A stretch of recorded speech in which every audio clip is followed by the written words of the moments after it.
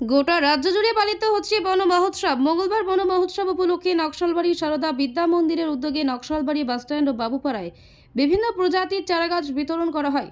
এদিন পথচারী থেকে টোটো চালক, বাস চালকদের হাতে চারা তুলে দেওয়া হয়। উপস্থিত ছিলেন বিদ্যালয় প্রধান শিক্ষক সুজিত দাস সহ অন্যান্যরা।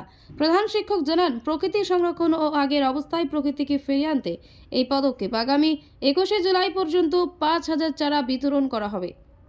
আজকে অরণ্য সপ্তাহ উপলক্ষে সারদা বিদ্যা মন্দির হাই স্কুলের পক্ষ থেকে মানুষের হাতে, পথযাত্রী যারা টোটো চালক, বাস চালক, যারা সাধারণ মানুষ, তাদের হাতে আমরা গাছের চারা তুলে দিলাম।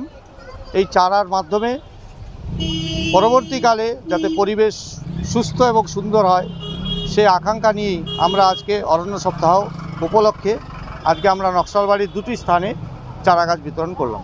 কতগুলি চারা দেওয়া হলো? 500 মতো চারা আজকে বিতরণ করা হয়েছে। আগামী 21 তারিখ পর্যন্ত আমরা 5000 চারা বিতরণ করব। কী কী চারা ছিল?